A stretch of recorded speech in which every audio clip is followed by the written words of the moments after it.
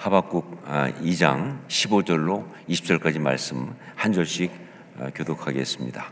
제가 먼저 15절 말씀 봉독합니다. 이웃에게 술을 마시게 하되 자기의 분노를 더하여 그에게 취하게 하고 그 하체를 드러내려 하는 자에게 화 있을진저. 내게 영광이 아니요 수치가 가득한즉 너도 마시고 너의 할례 받지 아니한 것을 드러내리라. 여호와의 오른손에 잔이 내게로 돌아올 것이라. 더러운 욕이 내 영광을 가리리라. 이는 내가 레바논에 강포를 행한 것과 짐승을 죽인 것 곧 사람의 피를 흘리며 땅과 성읍과 그 안의 모든 주민에게 강포를 행한 것이 내게로 돌아오리라. 새긴 우상은 그 새겨 만든 자에게 무엇이 유익하겠느냐. 부어 만든 우상은 거짓 스승이라. 만든 자가 이 말하지 못하는 우상을 의지하니 무엇이 유익하겠느냐. 나무에게 깨라 하며 말하지 못하는 돌에게 일어나라 하는 자에게 화 있을진저. 그것이 교훈을 베풀겠느냐. 보라, 이는 금과 은으로 입힌 것인즉 그 속에는 생기가 도무지 없느니라. 오직 여호와는 그 성전에 계시니 온 땅은 그 앞에서 잠잠할지니라 하시니라. 아멘. 스탕달이라고 하는 분이 프랑스 작가죠. 쓴 소설 가운데 적과 흙이라고 하는 것이 있습니다. 적과 흙. 저는 고등학교 시절에 이걸 읽었는데 정말 개인적으로 지금도 기억에 나는 아주 귀한 도전과 또 자극을 주었던 소설입니다. 특별히 목사가 된 지금도 늘 생각하고 또 생각할 수밖에 없는 그런 소설입니다. 그 내용 보면 평민 출신인 줄리앙 소렐이라고 하는 사람이 주인공인데, 이 줄리앙 소렐이 아주 평민 출신이에요. 그런데 정말 세상적으로 성공하고 싶은 그러한 욕망이 아주 강했습니다. 그런데 그 당시 프랑스 사회에서 성공을 하려면 두 가지 중에 하나가 돼야 되는 거예요. 하나가 뭐냐면 성직자가 돼야 되는 겁니다. 성직자가 되면 신분 상승 성공할 수 있어요. 근데 그 성직자는 그 입는 옷이 검은색입니다. 그래서 흑이에요, 흑. 그게 흑입니다. 검은 옷. 성직자의 옷은 검은 옷이었어요. 아니면 군인이 되어야 했어요. 군인이 되고 정치를 하면 그러면 또 신분 상승을 이룰 수 있어요. 근데 그때 군인들이 입는 옷은 붉은색이었습니다. 적. 그래서 이제 소설 제목이 적과 흑인 것이죠. 이 두 가지 중에 한 가지인데, 이 줄리앙 소렐이 바로 신분 상승을 위해서 먼저 신학교를 갑니다. 그래서 성직자가 되는 거예요. 그러니까 뭐 하나님 섬기기 위해서 간다 그거 아니고 신분 상승 위해서 간 거예요. 가서 하다가 또 거기서 막 출세를 위해서 하고 또 그러면서 또 좀 이상한 짓도 하고 막 이러면서 또 나중에는 군인이 됩니다. 성직자를 버리고 군인이 돼서, 그래서 또 굉장히 나름 치열하게 아주 열심히, 근데 아주 좀 바람직하지 못한 일도 하면서 그렇게 살았는데, 결국은 뭐예요? 자기가 저질렀던 일들, 이런 것들 때문에 그래서 처절하게 실패하고 비참하게 처형되고 마는 안타까운 이야기. 이게 바로 스탕달의 적과 흑입니다. 이게 저한테 특별히 와닿았던 이유가 뭐냐? 우선 주인공 이 줄리앙 소렐, 이게 목수의 아들이에요. 그런데 그때 저희 아버지가 목수였거든요. 그러니까 이게 굉장히 공감대가 있는 거예요. 목수의 아들의 이야기인데 우리 아버지도 목수니까 그 당시에. 그리고 그가 출세 그리고 신분 상승을 위해서 신학교에 가서 성직자가 되는 얘기가 나오는데, 그때 저도 신학교에 가서 목사가 되는 것을 굉장히 심각하게 고민하고 있었기 때문에 이게 와닿지 않을 수가 없는 것이죠. 물론 저는 이제 신학교는 갔어요, 실제로. 하지만 군인이 되지는 않았어요. 정치가 되지는 않았어요. 군대는 그냥 병으로 갔지만, 하지만 결국 뭐예요? 이 줄리앙 소렐의 그 유혹은 언제나 저한테 현실적인 유혹으로 상존하는, 출세하고 싶고 유명해지고 싶고 세상적으로 성공하고 싶고 그런 어떤 것들은 목사가 돼서도 언제나 같이 있는 그야말로 적과 흑이 공존하고 있는 것이죠. 제 속에서. 그런 것이기 때문에 이게 지금도 생각할 수밖에 없는, 특히 목회하면서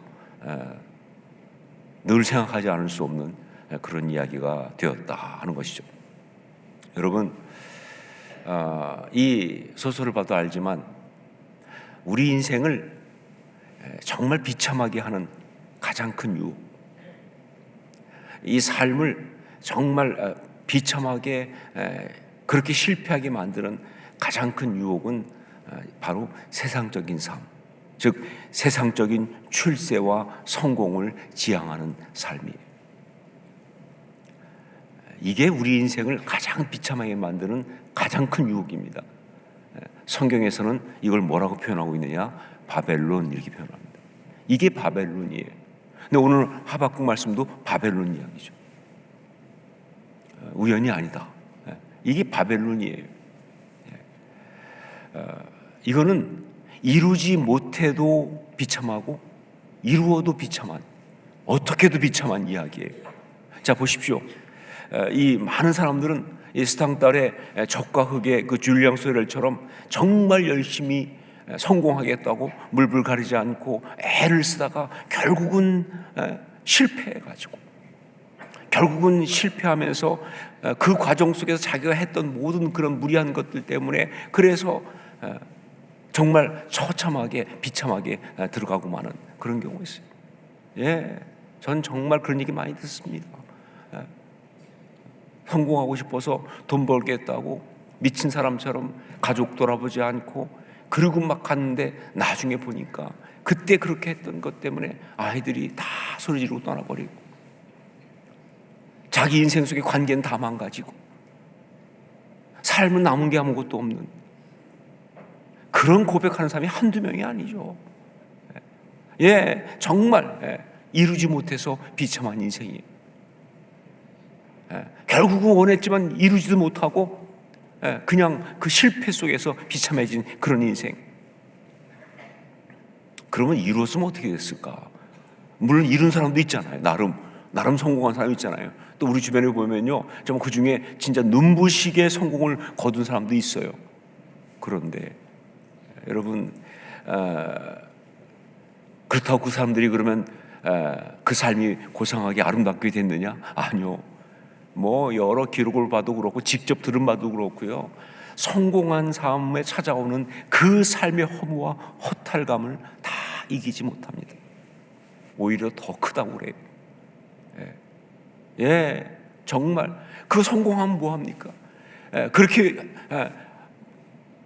원하던 거 성취하고 이루고 그래서 행복해지느냐? 아니요. 그런 사람 본 적이 없어요. 인생은 그렇게 안 되거든요. 오히려 더 크고 그 다음에 그 자리에서 추락할 때 그 고통은 더 크고 진짜 오히려 더 비참한 성공해도. 자, 그러면 이루지 못해도 비참, 이루어도 비참. 그러면 또 한 가지가 더 있죠. 사실 미리 포기한 거예요. 원하긴 해요. 대부분의 사람들은 여기에 속합니다. 내가 원해, 하지만 뭐 안 될 것 같으니까 미리 적당히 포기하고 그냥 되는 대로 살아가는. 그러면 어떠냐? 그러면 괜찮으냐? 아니요. 포기가 되나요? 그게 인간이 이 땅을 살면서 포기 못하죠. 그냥 자기 스스로 실패한 것을 가슴에 묻어버리는 거죠. 그러다 보니까 이게 더 힘들어. 그러다가 뭐 TV라든가 이런 언론에 성공한 사람 안 나오면 그것 때문에 그대로 바로 그냥 이 상대적 박탈감, 열등감에 시달리면서 그러면서 그냥 그렇게 오히려 힘들게 어렵게 살아가는 사람들이 대부분. 여러분 어떡하란 말이냐? 그렇죠? 지금 여러분 표정이 그러면 우리 뭐 어떡하란 말이냐? 성공해도 비참, 실패해도 비참, 중간에 포기하면 더 비참. 그럼 어떡하란 말이냐? 자, 도대체 이 세상의 삶, 세상적인 성공과 세상적인 출세와 이런 것들을 추구하는 그 삶은 왜 그렇게 비참할 수밖에 없느냐? 그 이유를 오늘 말씀에서 하박국은 아주 정확하게 바벨론을 향한 심판의 메시지를 가지고 그 이유를 말해주고 있습니다. 우리 18절 19절을 함께 읽겠습니다. 18절 19절 같이 읽습니다. 새긴 우상은 그 새겨 만든 자에게 무엇이 유익하겠느냐? 부어 만든 우상은 거짓 스승이라. 만든 자가 이 말하지 못하는 우상을 의지하니 무엇이 유익하겠느냐?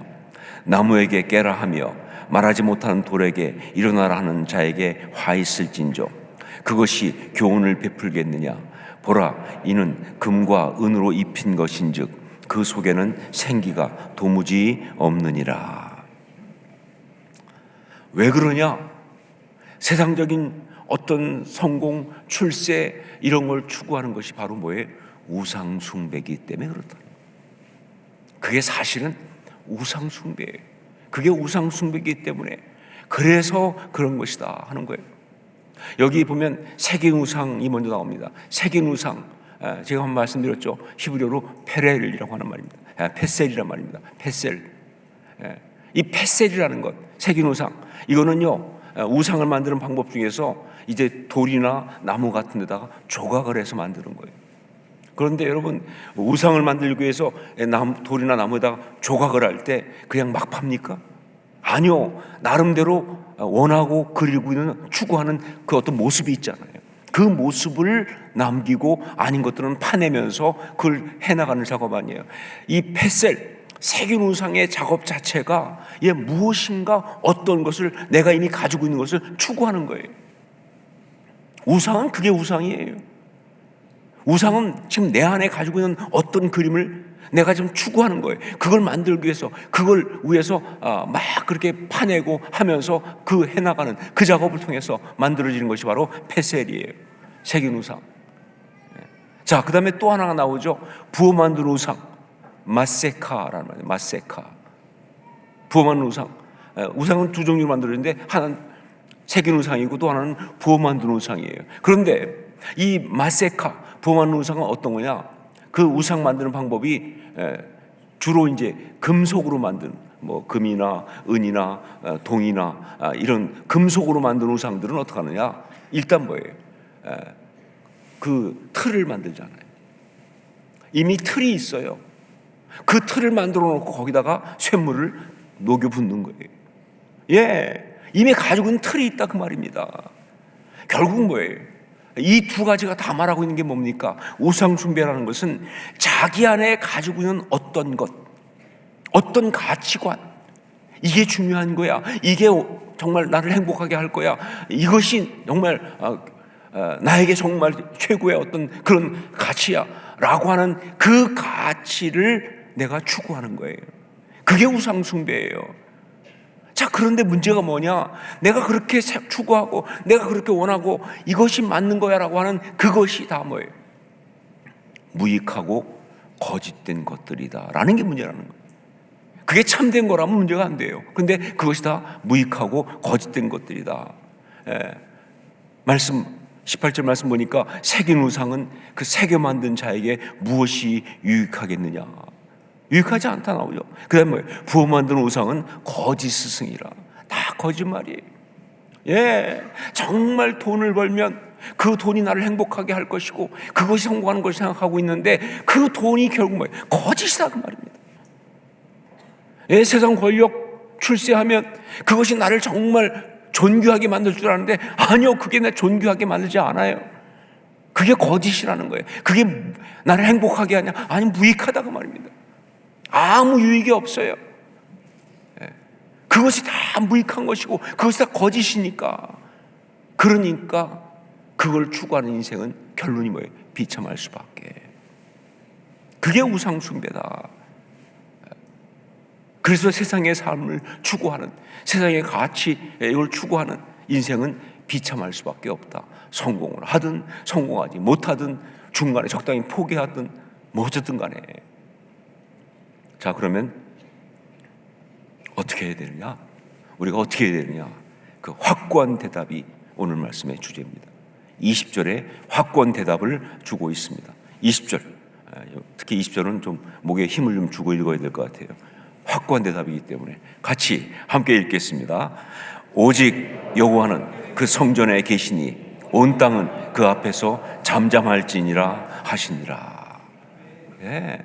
오직 여호와는 그 성전에 계시니 온 땅은 그 앞에서 잠잠할지니라 하시니라.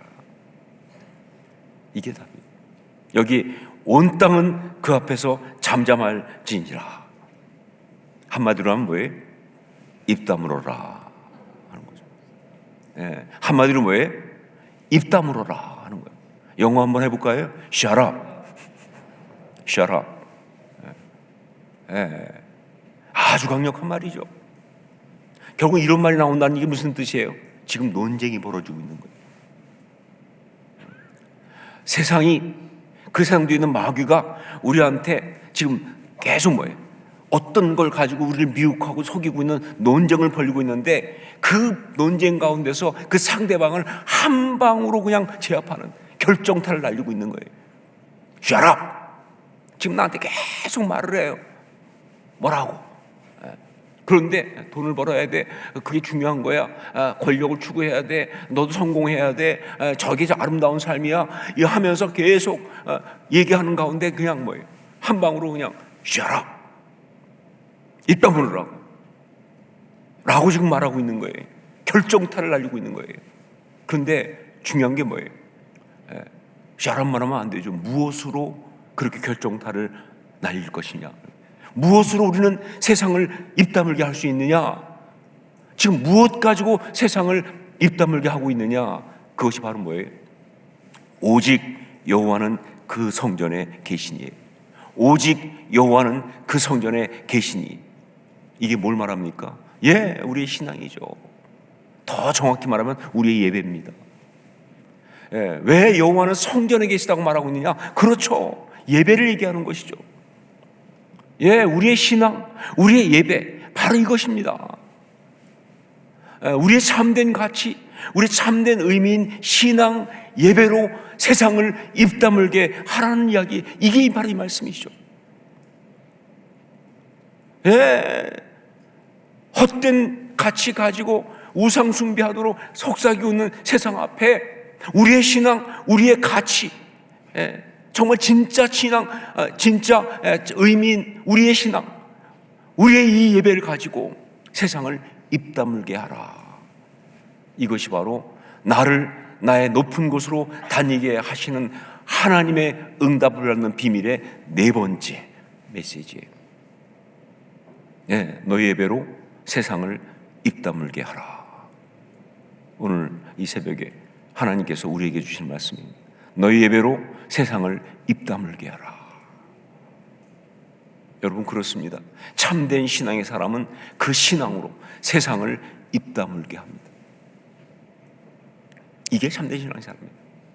참된 신앙의 사람은 그 신앙으로 세상을 입 다물게 한다. 마귀가 세상에 거짓 가치와 의미를 가지고 성공적인 삶을 위해서는 이렇게 해야 한다, 이것도 필요하다, 저것도 필요하다, 이 문제를 풀어야 된다, 이렇게 살아야 된다, 정말 그러면서 갖가지 거짓말로 얘기하면서 나를 갖다가 자극하고 미혹하고 정죄하고 때때로 판단하고 그런 식으로 무섭게 미혹해 들어올 때, 정말 참된 신앙의 사람은 그 앞에서 담대하고 단호하게 그 신앙을 가지고 특히 예배를 선포하면서 그 대적을 입 다물게 하는 거예요. 그게 바로 참된 신앙의 사람이에요. 근데 여러분, 과연 그렇게 될 수 있습니까? 우리가 어떻게 그럴 수 있겠습니까? 당연히 되죠. 왜? 말씀드렸잖아요. 마귀가 말하는 그 모든 이야기는 우상 숭배라고요. 여러분, 우상 숭배를 박살내는 건 참된 예배거든요. 우상 숭배를 박살내는 것은 참된 예배거든요. 그래서 예배가 나오는 거예요, 지금요. 헛된 거 섬기지 말라고, 헛된 것에 인생 바치지 말라고, 참된 예배, 그 헛소리를 다 잠잠케 할 수 있는, 대적의 입을 다물게 할 수 있는 바로 그런 것이다. 이게 정말 중요한 것이죠. 한 권사님의 간증을 들었습니다. 이분이 어느 날 건강검진에서 암이 발견됐어요. 초기이긴 하지만 여러분 암 그냥 소리만 들어도 벌써 이미 반쯤 죽지 않습니까? 예, 암이 발견된 거예요. 그래서 이제 수술하고 또 치료를 하게 됐어요. 그런데 그 과정에서 좀 힘들었는데, 진짜 힘든 것은 뭐 키모테라피 하면서 뭐 힘들고 그것보다 두려움이 너무 크더라고요.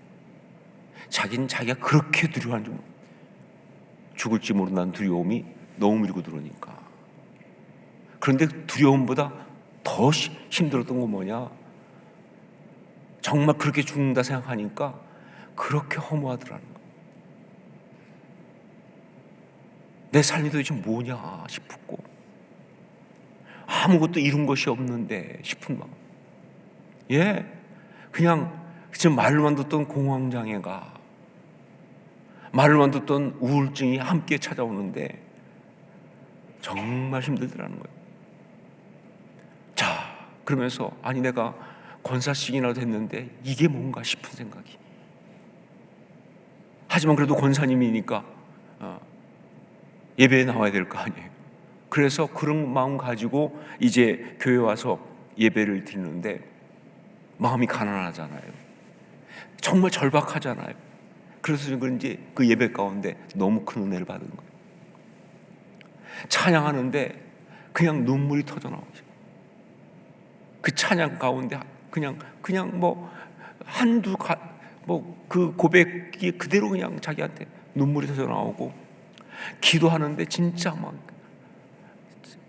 그냥 기도가 아니라 하나님 저 좀 살려주세요, 저 좀 도와주세요, 막 그 기도가 그냥 간절해지고, 말씀이 그렇게 은혜가 되고, 그냥 말씀 한 구절 한 구절 그대로 자기한테 임하니까 막 능력.